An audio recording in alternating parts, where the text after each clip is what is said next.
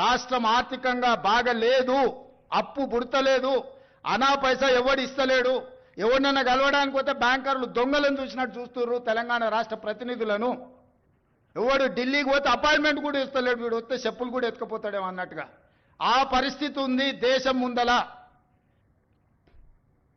అప్పు పుడితే నేను కూడా ఏదో ఒకటి చేసి తెచ్చిచ్చేటను, అప్పు పుట్టట్లేదు, ఎవడు బజార్లో నమ్మడం లేదు. స్వీయ నియంత్రణనే దీనికి పరిష్కారము. ఉన్నంతలో గౌరవంగా సంసారాన్ని నడిపితే బజార్లో ఎవడైనా నమ్ముతాడు. వీధికెక్కి రచ్చ చేసుకుంటే కుటుంబం పరువు బజార్లో పడేసుకుంటే ఎట్లుంటుందో, ఉద్యోగ సంఘ నాయకులారా, రాష్ట్ర ప్రభుత్వం అనేది మన కుటుంబము. ఈ పరువును బజార్లో మీరు పడేస్తాము అని అంటే కుటుంబ పెద్దగా వద్దు అని నేను విజ్ఞప్తి చేస్తున్నా.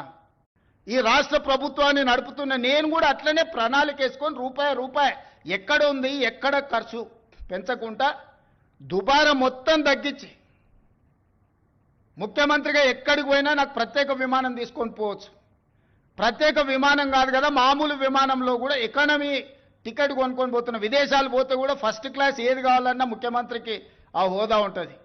నేను ఆ టికెట్లు కూడా కొనుక్కోవడం లేదు, చాలా నార్మల్ సామాన్య ప్రయాణికులతో నేను ప్రయాణం చేస్తున్నా.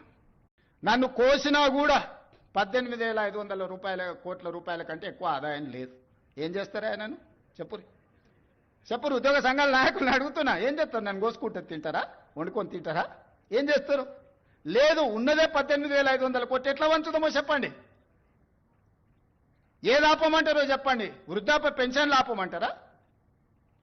ఉచిత కరెంట్ ఆపమంటారా? షాదీ ముబారక్ ఆపమంటారా? ఏ ఆపమంటారో చెప్పండి. ఏది ఆపుతారో ప్రజలకు చెప్పండి. అయ్యా మీది ఆపేసి మేము బోనసులు తీసుకుంటాం, మేము జీతాలు పెంచుకుంటాం, మేము దినంగా మిగిలితేనే మీకు ఇస్తాం రైతు ప్రజలకు చెప్తా అంటే చెప్పండి. బహిరంగ సభ ఏర్పాటు చేద్దాం, 10 లక్షల మందిని తెస్తా. ఉద్యోగ సంఘాల నాయకులు మాట్లాడండి, మేము ఈ చిట్టి ఇచ్చిన ముఖ్యమంత్రికి దీని ప్రకారం పరిపాలన జరుగుతుంది అనేది ఇదొక మార్గం.